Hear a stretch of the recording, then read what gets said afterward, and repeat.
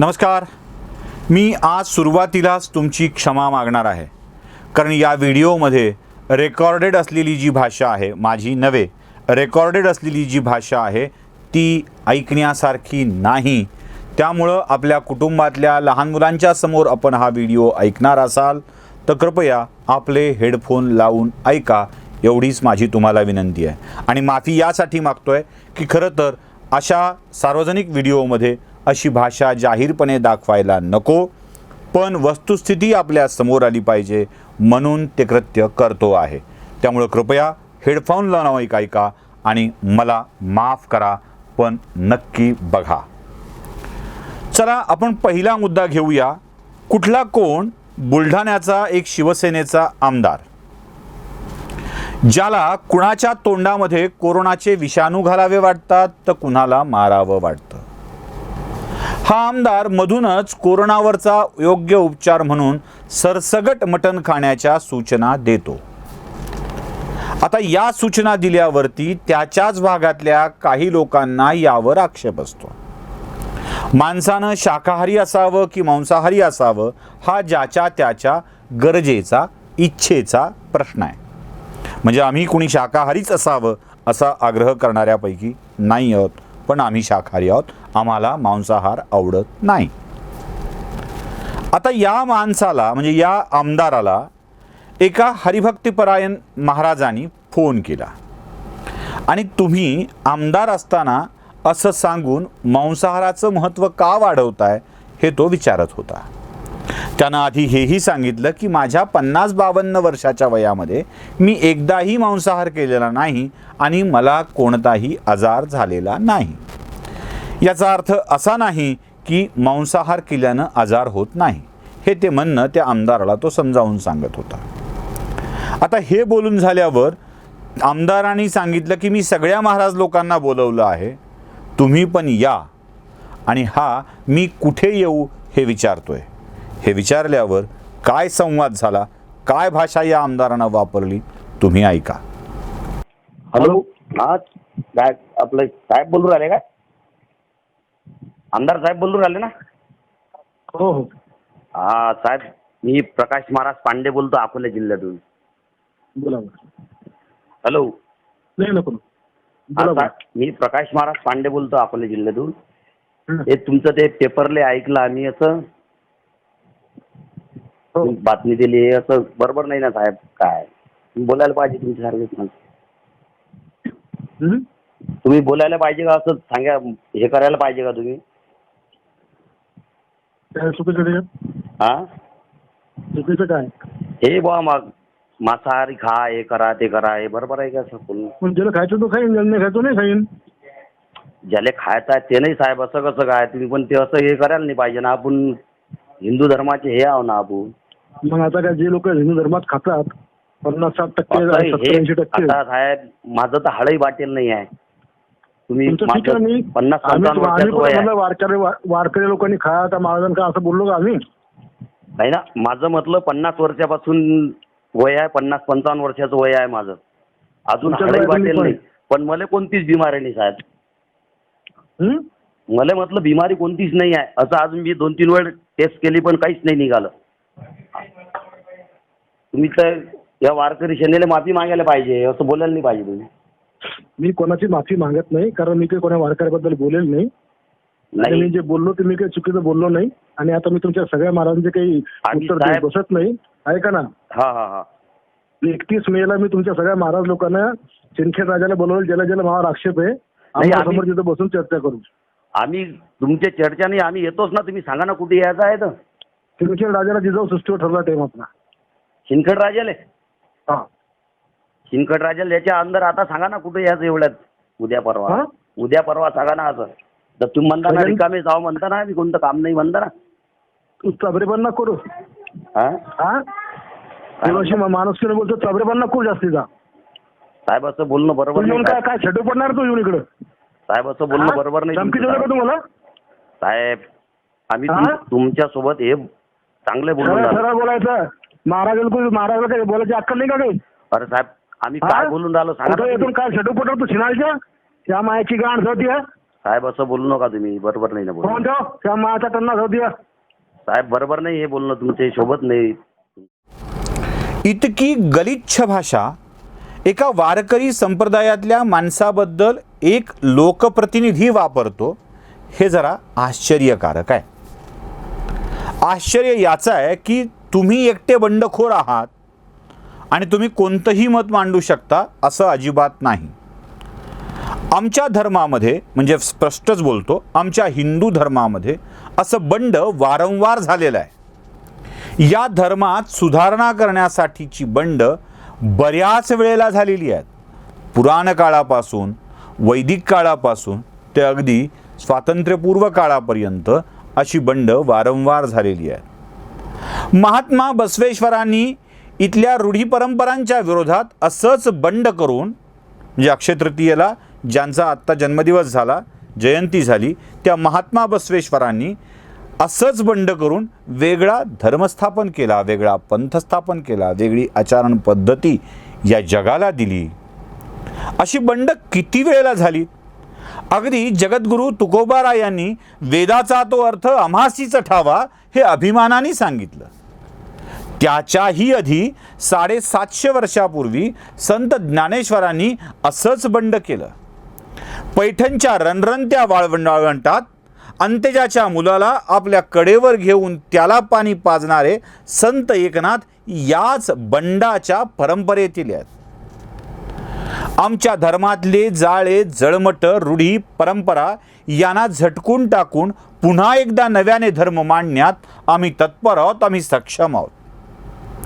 त्यामुळे तुम्ही काहीतरी वेगळं मांडून या धर्मात बंड करू पाहताय किंवा बंडखोर आहात असं सांगण्याची काही एक आवश्यकता नाही आहे. या धर्मानं बंड अनेक केलेली आहेत, स्वतःमध्ये बदल घडवून आणलेला आहे. या गायकवाडांनी त्याच वारकरी संप्रदायाच्या एका हरिभक्तिपरायण व्यक्तीशी बोलताना अशा हीन दर्जाची भाषा वापरावी याचं आश्चर्य वाटतं. सत्ता हाती आली म्हणजे अभद्र बोलण्याचा अधिकार आपल्याला प्राप्त झाला असं जर कोणी समजत असेल तर सावध राहा. हो, अगदी सावध राहा. कारण वेळ प्रत्येकाची जात असते. आता आमची येत असते असं म्हणून मी धमकी देणार नाही. प्रत्येकाची वेळ जात असते. तुम्हाला अजून एक उदाहरण आठवतंय?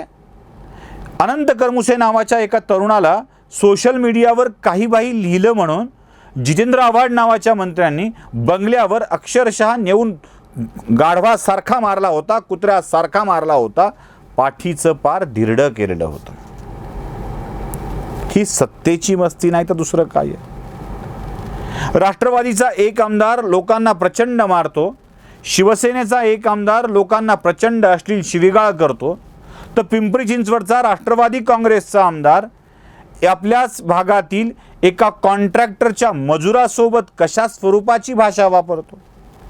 त्यानं सांगितलेलं काम तो कॉन्ट्रॅक्टरचा एक माणूस मुकादम करत नाही किंवा वेळ लावतोय, यासाठी त्या मुकादमासोबत कुठल्या दर्जाची भाषा आमदारानं वापरली पाहिजे. काहीतरी ताळतंत्र असावं. अगदीच लोकाला अगतिक करायचं, मग गोळीबार बिळीबारासारख्या घटना घडतात, त्यात तो जखमी होतो, जखमी झालेल्याचं भांडवल करायचं, लोकांसमोर तो विषय मांडायचा, त्याचा जीव घेतो म्हणून सांगायचं. काय घडलं नेमकं त्याआधी? पिंपरी चिंचवडमधलं आमदारावर झालेल्या गोळीबाराचं प्रकरण सगळ्यांनी ऐकलेलं आहे, सगळ्यांना माहीत आहे काय झालं ते. पण त्याच्या आधी या आमदारांनी स्वतः होऊन त्या मुकादमासोबत बोलताना कोणत्या दर्जाची भाषा वापरली आहे माहीत आहे तुम्हाला? ऐकायची आहे ती ऐका, पण हेडफोन लावून ऐका. हॅलो, तानाजी पवार ना? हा बोलतोय सर, बोला. एक मिनिट आमदारांना पण पुढे बोलणार. एक मिनिट. हॅलो साहेब, नमस्कार, बोला ना. अरे तुला बोलवल्याला कळत नाही का? जागीरदार एवढे फोन केले उचलत नाही, काय नाही, कमीत कमी येऊन तरी जा ना. मला जागीरदार झाला नाही तू. हो, काल कॉल केलाय मी तुम्हाला. बघा तुम्ही माझा 849 नंबर मिस कॉल बघा तुमच्या. मी तुम्हाला फोन केलाय. कुणाच्या फोनवर फोन केलाय? तुमच्या फोनवर फोन केलाय, तुमच्या पीएने सांगितल्यानंतर. कधी केलाय फोन? आणि हे कुठली भाषा जागीरदारांनी साहेब? आमदार साहेब तुम्ही काय पण ऐकून घ्यायचं का आम्ही? बर, तू एक काम करतो का? मादरचो तू कुठे सांग, मी तिथे येतो. मी मुंबईत आहे आता. शिव्या बिव्या देऊ नका साहेब तुम्ही आम्हाला. शिव्या बिव्या काही गरज नाही. तू कुठे आहे ते सांग ना जागीरदार. अहो मी मुंबईत आहे. काय काम काय सांगा, तुमचं काम काय अडलं ते सांगा. तुझा आहे का मालक आजूबाजूला? मालक कोण आहे? मालकाचा काय संबंध आहे? मी मुंबईत माझ्या कामासाठी आलोय. नाही नाही, तुझ्या सांगतो ना मालकाची घे रे मोबाईल. हा बोला मालकांशी, बोला मालकांशी. चालतंय, काय अडचण नाही. ही तुमची लँग्वेज आहे ना साहेब. एक जनप्रतिनिधी आम्ही इज्जतीने तुमच्याशी बोलतोय आणि तुम्ही शिवाय देताय. तू तुझी आहे घालायची होती ना मग तुला फोन. काय घालायची? काय आहे घालायची? काय काय बोलताय का? तुमचं तुम्हाला कळतंय का साहेब? तुम्ही तुला तू काय बोलतो कळतं का रे? मी काय बोलतोय? त्याच्याकडे काम आहे, मालक नाहीये तू. मी थोडी म्हणतो मालक आहे. तुम्ही कशा शिवाय देताय? तुम्ही शिव्या कशी देताय? बरं ठीक आहे, तू ये उद्या. हा येतो. एवढ्यावर हे प्रकरण भागत नाही आहे. इथेच संपलं असं अजिबात नाही आहे. यापुढे देखील अजून काही घडत आहे. आमदारांनी शिवीगाळ केल्यावर तुम्ही असं बोलायचं कारण नाही असं तो माणूस सांगतोय आणि त्या माणसानं हेच वाक्य म्हणजे आमदाराला उलट बोललं असं समजून पुन्हा त्या मुकादमाला फोन लावला आणि त्याची जी काय आयमाय उद्धरली आहे ना, षष्ठीची विभक्ती प्रत्यय लावून मात्र कुळाचा जो उद्धार केलाय ना, तो मात्र भयंकर आहे. तोही तुमच्या कानावर एकदा घालून टाकतो. ऐका मग बोलू. हॅलो, कुठे आता? मुंबईत आहे. हा, इथं कधी येणार? आई घाल्या भैंशोत. तू साहेबांना उलट बोलला का रे महादरचोत? शिव्या देऊ नको, शिव्या देऊ नको, शिव्या देऊ नको, शिव्या देऊ नको. रेकॉर्डिंग ऐक पहिल्यांदा. शिव्या देऊ नको, रेकॉर्डिंग ऐक. तुझ्या आईचा भोसळा आणला तुझ्या भैंशोत. शिव्या देऊ नको. अजूनही सांगतोय तुला मी, शिव्या देऊ नको. कुठे बोल, तुझ्या आईला येऊन तिथं धावतो. ये मुंबईत ये, ये मुंबईत ये, ये मुंबईत ये, भोसळा आणला. ये मुंबईत. जेवढा गांधीत महिना तेवढं ये मुंबईत, नाही तर पिंपरी चिंचवडमध्ये राहिला मी. काय उलट बोलतो का रे भैंशोत? आरामखोर. मी एक शब्दानं बोललो नाही उलट साहेबांना. तू साहेबांना उलट बोलला. एक शब्दानं साहेबांना उलट बोललो नाही मी. एक शब्दानं उलट बोललो नाही साहेबांना मी. तुझ्या एक शब्दानं उलट बोललो नाही साहेबांना मी. तुझ्या आईचा पुत्र साहेबांनी एक शब्दानं उलट बोललो नाही. मातरशोध. तू आमदार इथं काही बोलणार म्हणलं का? तुझ्या आईचा भोसडा आणला. अरे मग काय आम्ही जागीरदार शिवाय ऐकायला बसलो का आमदार साहेबांच्या? आई घाल्या कामाला आहे मातरशोध. तू तिथं कामाला काय सांगतोय तुम्हाला मी? कामाला काय सांगतोय तुम्हाला मी? साताऱ्यावरून आला तर आई तुझ्या आईचा पुत्र हो, शिवाय देऊ नका. अजूनही सांगतो तुम्हाला मी. होतो भैंशोध थांब. हा बघ, घ्या रेकॉर्डिंग संध्याकाळी. हे सगळं रेकॉर्डिंग संध्याकाळी न्यूजला पण ऐका. ते सांगतो तुम्हाला मी. सगळं रेकॉर्डिंग ऐका न्यूजला. पैसे घेऊन तू कामाला लावतो माणसं तिथं. तुला कोण म्हणलं पैसे घेऊन लावतो कामाला? कोण आरामखोर म्हणलं तो? 10,000 रुपये कोण आरामखोर म्हणलं पैसे घेऊन कामाला होतो? एक कोण आरामखोर म्हणला? तू लोकांकडून अरे तू घेतोस पैसे आरामखोर. आमदार साहेबांच्या नावाखाली लढतो का तू? तू का आमदार साहेब लढतो काय? तू तुझ्या ऑफिसला तुझ्या आईचा पुच्चा आणला तुझ्या महाकर. तू आई घाल्या शिव्या देऊ नको. माझं तुला ज्या शिव्या द्यायला लागलाय. गेलं काही जाऊन नोकरी मारत मी तुला साताऱ्यापर्यंत आई घाल्या. तू ये मारायला ये. आई घाल्या एकटा मरीन पण बरोबर घेऊन मरीन जख मार्या. तू काय स्वतःच म्हणतोय? गाडीत दम असलं ना खाली ये. तुझं लय मात झालेला भैंशी. कुठे खाली येऊ? कुठे खाली येऊ? कुठे खाली येऊ? कुठे खाली येऊ? तुझ्या ऑफिसला आलो 2 मिनिटात. मी ऑफिसला नाही. चल तू ऑफिसला जाऊन धिंगाणा घालायचं. पोस्ट ऑफिसला. ऑफिसला नाही, मी इथं नाही. फोन ठेव फोन. तुझ्या ड्युटीवर तू पाहिजे ना तिथं. अरे नाही ड्युटी करत मी. चल मग मला लागला शिकवाय ड्युटी तू. एवढं फुरफड करतो भैंशी तू. कुणाच्या जीवा करू दे. मग माझे एकटे जीवा करतो. एकटे जीवाव. हे सगळं एवढं ऐकल्यावर आता तुमचं पित्त खवळतं तसं माझंही पित्त खवळत आहे. हे त्रयस्थ माणसाशी बोलल्यावर आपल्या मनातली भावना ही आहे, तर ज्याला बोललंय त्याच्यासोबत आणखी काय काय घडलं असेल? या फक्त शाब्दिक धमक्या असतील की प्रत्यक्षातली कृती असेल? मग त्या मुकादमानं स्वतःचा जीव वाचवण्यासाठी केलेली एखादी कृती ही आत्मसंरक्षणार्थ आहे असं समजायला काय हरकत आहे? किमान पक्षी यावर चर्चा तरी व्हायला हवी. त्या मुकादमाने किंवा अन्य कोणी जो गोळीबार केला असेल तो गोळीबार क्षम्य अजिबात नाही, कारण अशा गुंडगिरीला प्रोत्साहन देणं किंवा त्याला न्यायसंगत ठरवणं देखील योग्य ठरणार नाही. पण जसं त्या मुकादमानं केलेल्या गोळीबाराला तुम्हाला न्यायसंगत ठरवता येत नाही, तसं या आमदार त्याच्या कार्यकर्त्यांनी वापरलेल्या भाषेला देखील न्यायसंगत ठरवता येणार नाही.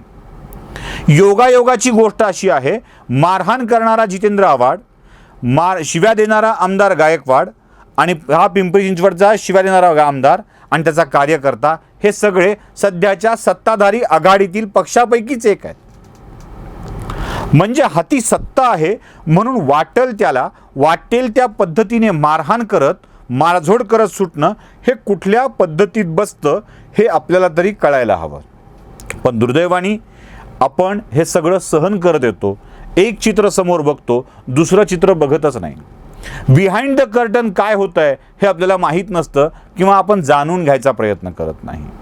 त्या विषयाला तेवढ्याच विषयाला उचलून समाज माध्यमामध्ये मांडलं जातं आणि त्यावरून आपली आपण मतं नक्की करत असतो. सबब या सत्ताधारी पक्षांनी आपल्या आमदारांना आपल्या मंत्र्यांना आवरणं आवश्यक आहे आणि लोकांनी देखील ही वस्तुस्थिती समजून घेणं आवश्यक आहे. पुन्हा एकदा या सगळ्या गलिच्छ भाषेतील शिव्या जशाच तशा ऐकवल्याबद्दल मी तुमची माफी मागतोय आणि सोबत विनंती करतोय की याला लाईक करायला, शेअर करायला, सबस्क्राईब करायला विसरू नका, कारण हेच बळ असेल सत्य आपल्यापर्यंत पोहोचवण्याचं. नमस्कार.